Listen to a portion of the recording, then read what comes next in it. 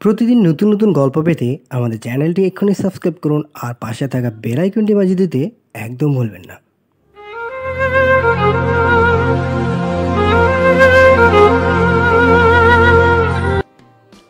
দিন যত পার হয় পাখির সাথে ইনায়ার সম্পর্কটা দিন দিন আরও বেশি গাঢ় হতে থাকে। একজন আরেকজনের ছাড়া যেন অচল প্রায়। রক্তের কোনো সম্পর্ক নেই, অথচ কত আপন করে নিয়েছে দুজন দুজনকে। ইনায়ার ঘুম এখন আর শানের চুমুতে ভাঙে না, পাখির চুমুতে ভাঙে। সারাদিন খেলাধুলার সময় মতো খাওয়া দাওয়া সাথে পড়তেও বসা সব যেন নিয়মমাফিক চলছে। শান দিনকে দিন অবাক হয়, কিন্তু মুখে কিছু বলে না। ইনের চেহারা আগের থেকে আরও বেশি সুন্দর হচ্ছে, যেটা কারোরই নজর এড়াচ্ছে না। শানও এখন হসপিটালে এসে নিশ্চিন্ত থাকতে পারে। গত কয়েকদিনে আবদুল্লাহ আর রাহেলার সাথেও বেশ জমে উঠেছে পাখির। উঠবেই নাই বা কেন, স্বভাবে মিশুকে সে। তাদের দুজনেরই পাখিকে বেশ মনে ধরেছে। কেবল ভাব জমেনি শান নামক মানুষটার সাথে। শান যতক্ষণ বাড়িতে থাকে এর মাঝে একটি বারো পাখি তার সামনে আসে না। কারো বাড়িতে অযাচিত হয়ে থাকা হয়তো পৃথিবীর সব থেকে নির্লজ্জ কাজগুলোর মাঝে একটি। তাই সবটা সময় শানের থেকে আড়ালে থাকে পাখি। শান এতে অবাক হয় বেশ, কিন্তু কিছু বলে না, কারণ সে নিজেও চায় না কোনো মেয়ে তার সামনে থাকুক। সকালবেলা শান নাস্তা করে চলে যায় হসপিটালে। আজ ডায়াগনস্টিক সেন্টারে বসার দিন, তাই আগে ভাগে চলে যায় সে। তার চলে যাওয়ার কিছুক্ষণ পর পাখি ইনায়ার হাত ধরে নিচে নেমে আসে। রাহেলা বেগমের সাথে চোখাচোখি হতে দুজনে হাস্যোজ্জ্বল মুখে অভিবাদন জানায়। রাহেলা হেসে ইনায়াকে উদ্দেশ্য করে বলে, তোমার মুনশাইনের ঘুম ভাঙলো বুঝি দাদু ভাই? ইনায়ার পাখির হাত ধরে ছোট ছোট পায়ে একসাথে দুই সিঁড়ি লাফিয়ে নামতে নামতে বলে, উফ দিদা আর বলো না, মুনশাইন কিছুতেই নিচে আসতে চাইছিল না, জানো তো। শুধু বলে সানশাইন আর মুনশাইন নাকি একসাথে কোনোদিনও ওঠে না, একজন গেলে আরেকজনের আসার সময় হয়। ইনার কথায় পাখি অসম্ভিততে পড়ে যায়। চোখ এদিক ওদিক ফিরিয়ে পরিস্থিতিতে থেকে পাশ কাটাবার চেষ্টা করে। রাহেলার দিকে তাকিয়ে দেখে সে পাখির দিকে সন্ধিহান চোখে তাকিয়ে আছে। পাখি প্রশ্ন করে, কি দেখছো? মাথা নাড়িয়ে হালকা শব্দে রাহেলা বলে, কিছু না। আবদুল্লাহ তখনই বাইরে কাজ সেরে বাড়িতে ঢোকে নাস্তার উদ্দেশ্যে। ওদের কথার মাঝে চেয়ার টেনে বসে পড়ে ডাইনিংয়ে। রাহেলা বাঁকা চোখে তাকিয়ে পাখিকে ইশারা করে। আবদুল্লাহর কিছুতেই বুঝতে পারে না রাহেলার ইশারার মানে। আপন মনে নাস্তা শুরু করে। পাখি আর ইনায়ার বসে পড়ে নাস্তার জন্য। তোমারে একখান কথা কই রানুর বাপ, কও। আবদুল্লাহ পিছনে দুই হাত দিয়ে বাগানের মাঝখানে হাঁটছে আর জবাব দিচ্ছে। রাহেলা তার সাথে সাথে হাঁটার চেষ্টা করে বলতে থাকে, পাখি মাইয়াটা কেমন লাগে তোমার কাছে? আবদুল্লাহর আগের ভঙ্গিমায় জবাব দেয়, কেন, ভালোই তো। ও, আমারও ভালোই লাগে। মাইয়া মুখের মিষ্টি একখান মাইয়া। তয়ে আমি কি ভাবতেছি জানো? হেসে হেসে বলে রাহেলা।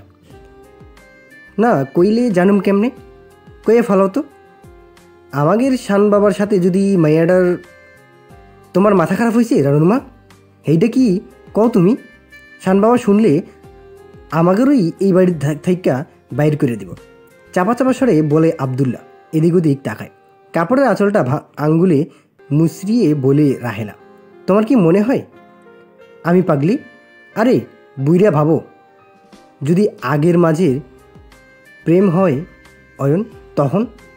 আবদুল্লাহ এবার হা হয়ে যায়, কারণ সে জানে এই কাজ কোনোদিনও সম্ভব না। শানের মনে মেয়েদের ব্যাপারে যে বিরূপ মনোভাব তা একদিনে তৈরি হয়নি, ধীরে ধীরে হয়েছে, যা একেবারে কোনোদিনও দূর হবে না। তুমি গেছো রাহেলা? সাথে আমরাও নেয়ার পায়তারা করতেছ, মনে নাই ম্যাডাম কি কইছে? দাদা দাঁত চেপে বলে আবদুল্লাহ। রাহেলা মুচকি এসে বলে, তোমারে কিছুই করতে হইব না, আমি যা যা করব একটু সাথে থাইক্য তাইলেই হয়েছে। আমি তোর আগেও নই, তোর সাথেও নই, যা করার কর। আমি যে কামেল লাইগা এখানে পইরা আছি তা আমারে করবার দে, বলে আবদুল্লাহ সামনে হাঁটা ধরে। দুপুরের খাবারের পর পাখি ইনায়াকে নিয়ে ঘুমিয়েছিল। ঘুম ভেঙে বুঝতে পারে সন্ধ্যা হয়ে গেছে। এত সময় ধরে ঘুমাইলাম। ঘড়ির দিকে তাকে বেশ অবাক হয় পাখি। ধরধর করে উঠে ফ্রেশ হয়ে চলে যায় ওয়াশরুমের দিকে। ইনায়া তখনও শান্তির ঘুম ঘুমাচ্ছে। পাখি ফ্রেশ হয়ে ইনায়াকে ডাক দেয়। এরপর দুজন নিচে নেমে আসে। রান্নাঘরে খুটখাট আওয়াজে পাখির পা থেমে যায়। কি হলো মুনশাইন, যাবা না? উনি এত তাড়াতাড়ি এসে গেছেন ভাবতে সংকোচে আড়ষ্ট হয়ে যায় পাখি। চলো না। পাখির হাত টেনে নিয়ে যায় ইনায়া। গিয়ে বুঝতে পারে রাহেলা রাতের খাবারের ব্যবস্থা করছে।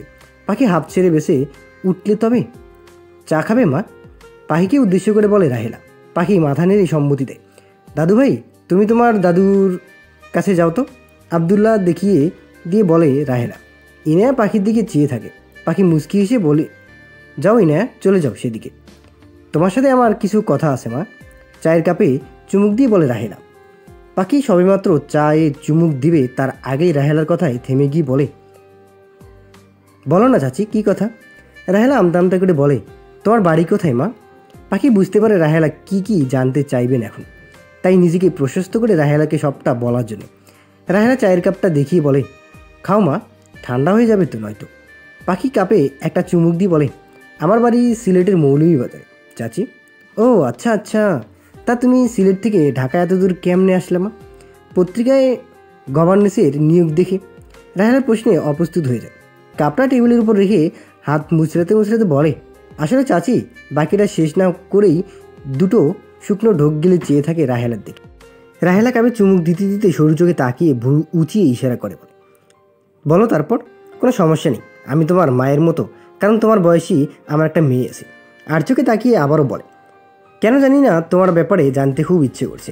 পাখি পরপর দুটো ঢোক গিলে বলে, আমার বাবারা দুই ভাই ছিলেন সিলেট মৌলভীবাজারে শান্তিনগর গ্রামে আমাদের বাড়ি।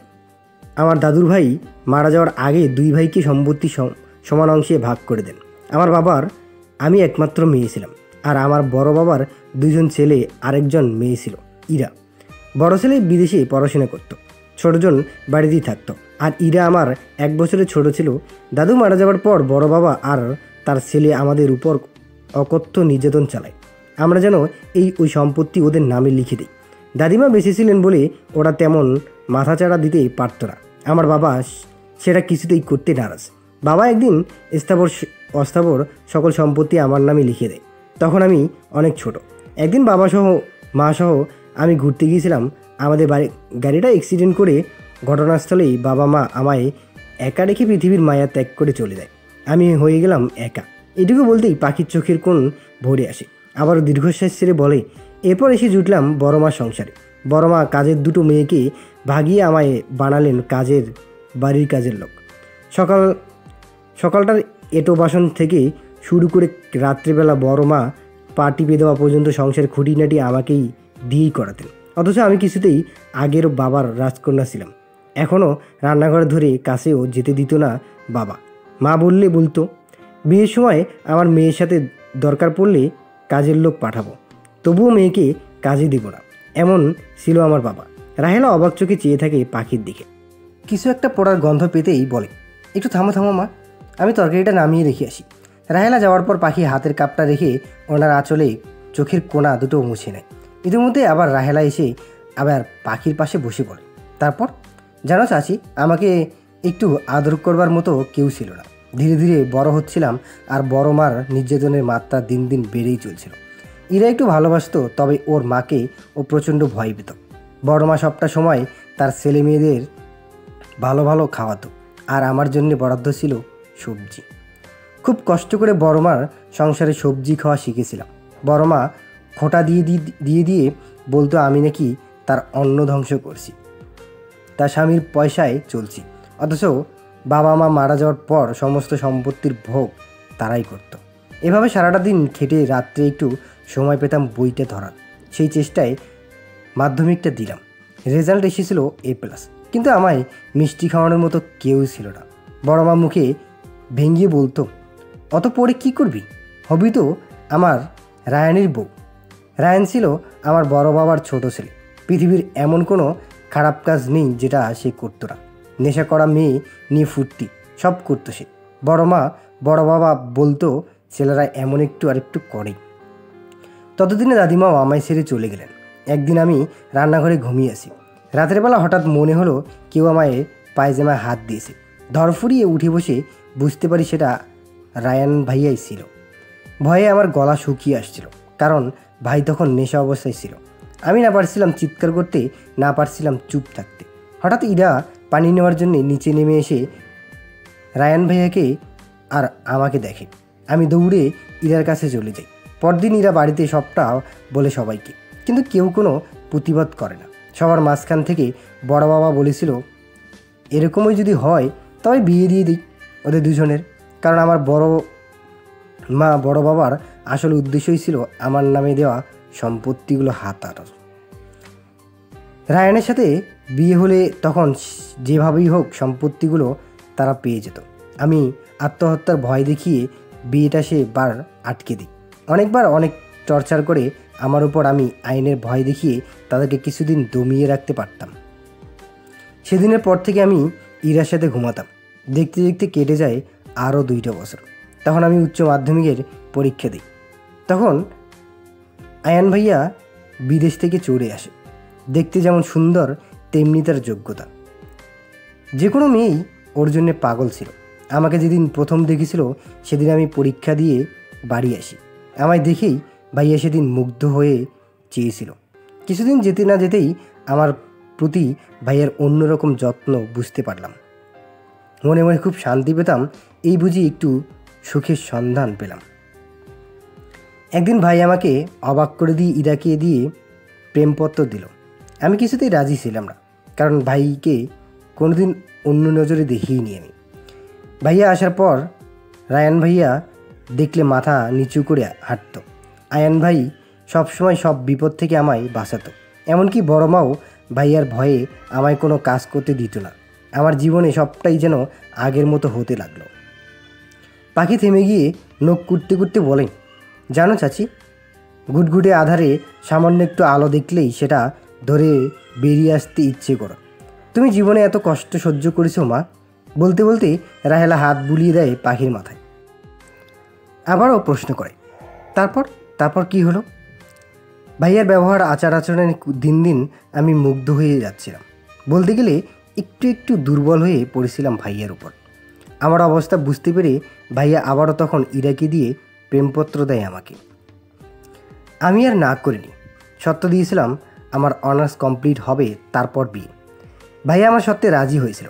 কলেজে ভর্তি করিয়ে দিল, বই কিনে দিল। আমার সারাদিনের টু জেড সবটাই আয়ান ভাইয়া খেয়াল রাখত। একই বাড়িতে থাকতাম, অথচ এর মাঝে কোনোদিনও ভাইয়ার কোনো অবসর আচরণ আমি পাইনি।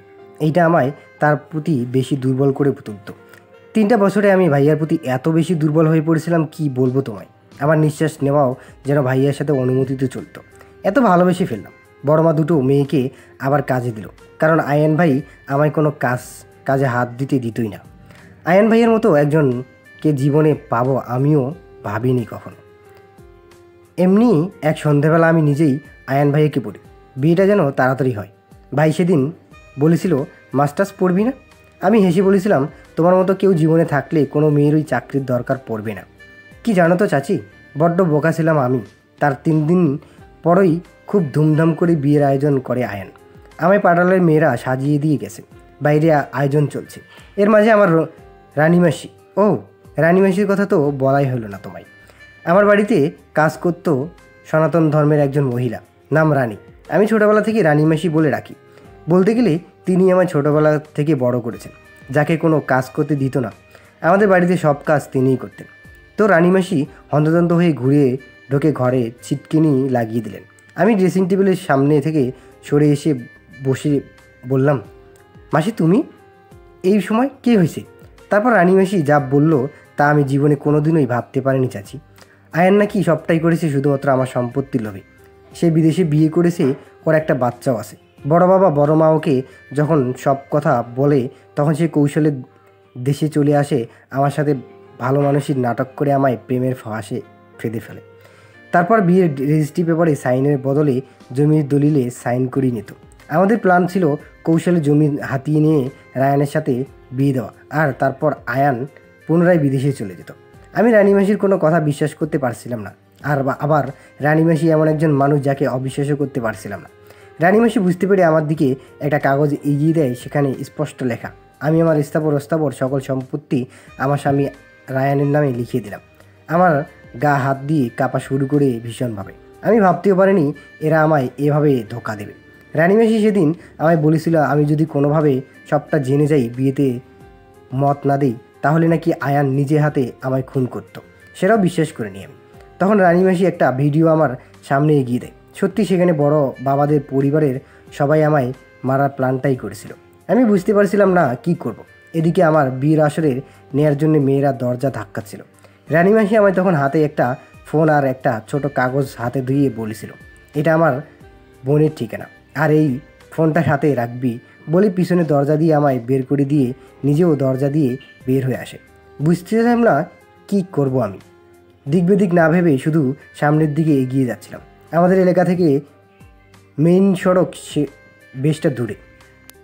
দৌড়ে দৌড়ে তখন মেইন সড়কে এসে বুঝতে পারি না ইতিমধ্যে সন্ধ্যা হয়ে গেছে। রাস্তায় কোথাও কোনো গাড়ি নেই, আর একটা দূরে দুইটা আলো দেখা যাচ্ছিল। ভয়ভীতি এক পাশে রেখে দৌড়ে ছুটে এসে দেখি একটা কার, আর একটা ছেলে গাড়ির বুনেট খুলে ইঞ্জিন দেখছে। আমি অনেক অনুরোধ করি আমায় সাহায্য করার জন্য, কিন্তু করেনি। বলতে বলতে থেমে যায় পাখি। শানের সেদিনের ব্যবহার কথা মনে উঠতেই খুব রাগ হয়, সাথে কষ্ট হয়। রাহেলা নিজের কানকে বিশ্বাস করতে পারছে না মানুষ সম্পদের লোভে এতটা জঘন্য হতে পারে। তারপর কিভাবে এলে? পাখি রাহেলার দিকে একবার তাকিয়ে মাথা নিচু করে বলে, যাকে অনুরোধ করি তিনি ছিলেন গাড়ির ড্রাইভার।